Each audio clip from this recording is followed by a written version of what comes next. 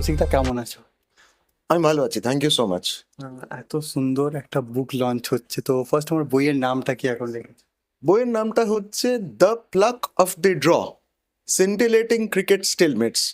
আমরা অনেক সময় কথা শুনি লাক অফ দ্য ড্র, যে কোনো জিনিসেই আমরা শুনি ভাগ্যর একটা ব্যাপার আছে, তো এটা হচ্ছে প্লাক অফ দ্য ড্র। আচ্ছা। ড্রন টেস্ট ম্যাচের কি বিশেষত্ব, কিভাবে সেটা হয়েছে, এইটা নিয়ে আমার লেখা।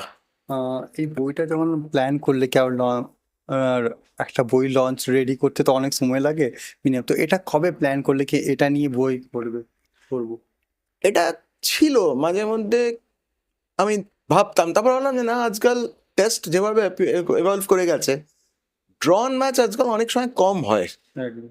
অনেক কম হয় ম্যাচ আজকাল, 2 দিনে 3 দিনে 4 দিনে শেষ হয়ে যাচ্ছে। তো তাই জন্য আমি ভাবলাম কেন না এমন একটা ম্যাচ আমি ধরে নিই যেগুলো অনেকে বোধহয় ভুলে গেছে, অনেকে সেগুলো আর মনে রাখেনি, এবং সেই ড্রগুলোও কিন্তু খুব রোমাঞ্চক। একদম। অনেক সময় আমরা বই পড়ি, বইয়ের লাস্ট পাতাগুলো অনেক সময় থাকে না, তখন কি হতে পারতো সেইটা নিয়ে আমার বইটা লেখা। আচ্ছা। ম্যাচগুলো নিয়ে লেখাটা খুব অসুবিধা ছিল না, কিন্তু যেটা আমি করলাম যে আমি স্কোরবোর্ডটা দিইনি। স্কোরবোর্ডটা পড়লে অনেকে বলে এই তো পড়ে নিয়েছি, ঠিক আছে। নম্বরের পেছনেও কিন্তু একটা রহস্য আছে, একটা রোমাঞ্চ আছে।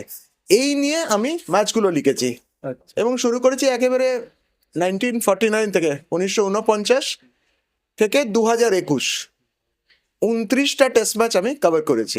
আচ্ছা, তো কৌশিকদা এই আমি যতটা শুনলাম কি তুমি এর আগেও 2-4টে বই লিখেছিলে, তো এটা তোমার থার্ড?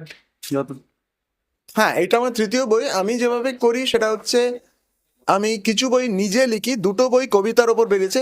বাঙালি মানেই কবিতা, 15-16 বছর বয়স থেকে কবিতা লেখা, তো সেই দুটো ভলিউম কবিতা আমি লিখেছি। আর ইচ্ছে আছে আরো কবিতা লেখা, কিন্তু একটা জিনিস হচ্ছে কবিতা লিখতে মানে একটু ডেপথ লাগে। ক্রিকেটটা লেখা আমার পক্ষে অসুবিধা নয়, কারণ আমি ক্রিকেট খেলতাম একদমই না। আমার বাবা খুব ভালো ক্রিকেট খেলতেন, উনিই আমায় গেমে ঢুকিয়েছেন। কিন্তু ব্যাপারটা হচ্ছে যে আলটিমেটলি আমি দেখলাম যে এটা নিয়ে লেখাটা খুব শক্ত নয়। এমনিতেই দেখুন লেখক হিসেবে কি, লেখাটা সহজ, পাবলিশার পাওয়াটা শক্ত। একদম। তো সেইটা নিয়ে যখন আমরা করেছি, তা এটাকে করা, তারপরে একটু তথ্যটাকে দেখা, ডেপথে লেখা। আমি ছোটবেলা থেকে উইজডেন ক্রিকইনফো অনেক পড়েছি, তো সেইটাকে পড়ে পড়ে তারপরে পলিশ করা, বারে বারে লেখা, তারপরে নিজের একটা দেওয়া, চিন্তা ভাবনা দেওয়া, নিজের বিশ্লেষণ দেওয়া, এইটা নিয়ে পুরো বইটা দাঁড় করিয়েছে। এবং আমার পাবলিশাররাও খুব সহযোগিতা করেছে, আমি ওদের কাছে অশেষভাবে কৃতজ্ঞ। থ্যাংক ইউ কৌশিকদা, থ্যাংক ইউ। খুব ভালো। আজকে এত সুন্দর একটা বই লঞ্চ হচ্ছে, তো এটা নিয়ে কি বলবো? না, আমি বইটা পড়লাম এবং আমি খুব মুভড যে টেস্ট ক্রিকেট নিয়ে যখন কোনো বই এখনো হয় না, কারণ এখন সব কিছু এত T20 এবং ওয়ানডে এবং সাদা বল হয়ে গেছে। টেস্ট ক্রিকেট নিয়ে যখন কোনো আলোচনা হয়, আমি টেস্ট ক্রিকেটের যুগে জন্মেছি, খেলেছি, বড় হয়েছি, তো আমাদের সবার কাছে টেস্ট ক্রিকেট একটা বিরাট ব্যাপার। সুতরাং টেস্ট ক্রিকেট নিয়ে যখন কোনো আলোচনা হয়, সেই আলোচনা আমরা থাকি। আজকালকার নতুন যে ছেলেরা, তারা টেস্ট ক্রিকেট সম্বন্ধে করে জানে না, জানতে চায়ও না। সুতরাং আমরা যখন পুরনো প্লেয়ার একসঙ্গে বসি, তখন আমাদের টেস্ট ক্রিকেটে কী হতে পারে, সচিন ভালো না লারা ভালো, মগরা ভালো না এ ভালো, এই নিয়ে আমাদের আলোচনা চলতে থাকে।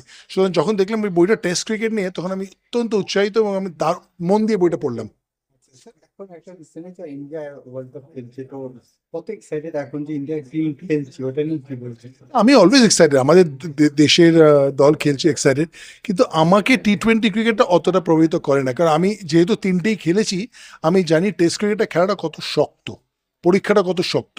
সুতরাং T20 ক্রিকেটে যেরকম আজকে অস্ট্রেলিয়া হেরে গেছে জিম্বাবুয়ের কাছে, ফাটকার খেলা, তিন পাত্তি খেলার মতন, কিন্তু আমার কাছে রিয়েল টেস্ট হচ্ছে 5 দিনের খেলা, এবং আমি এনজয় করছি এটা। কিন্তু যখন টেস্ট ক্রিকেট হয়, সেটা অন্য মজা।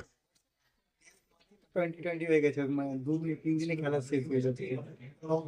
আমার মনে হয় না 2020 হচ্ছে, একটু ইন্টারেস্টিং হচ্ছে, এটা বলতে হবে। সাদা বলের জন্য টেস্ট ক্রিকেট ইন্টারেস্টিং হচ্ছে, আগে 5 দিনের 10 ড্র হতো, এখন একটু পজিটিভ হচ্ছে, ব্যাটসম্যানরা শর্টস খেলছে। আমি যখন ছোটো ছিলাম 180 রান হতো দিনে, এখন 400 রান হয় দিনে। কিন্তু রেজাল্টও অনেক হচ্ছে, আমরা অ্যাশেজে দেখলাম, ইন্ডিয়া দেখলাম, এখানে নিউজিল্যান্ডের কাছে হারলো, সাউথ আফ্রিকার কাছে হারলো, অনেক বেশি রেজাল্ট হচ্ছে, যেটা টেস্ট ক্রিকেটের জন্য ভালো। কারণ আগে একটা সময় টেস্ট ক্রিকেটে একটা বদনাম ছিল যে বড্ড ড্র হয়, সেটা বন্ধ হয়ে গেছে। See, the pluck of the draw. Kaushik has really brought his passion. And when we are right now in the middle of T20 World Cup, and then it will be followed by IPL, and he's talking about tests and he's talking about draws.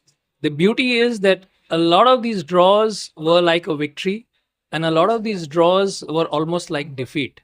And his research, whatever he has done over the years, I give him a lot of credit for that.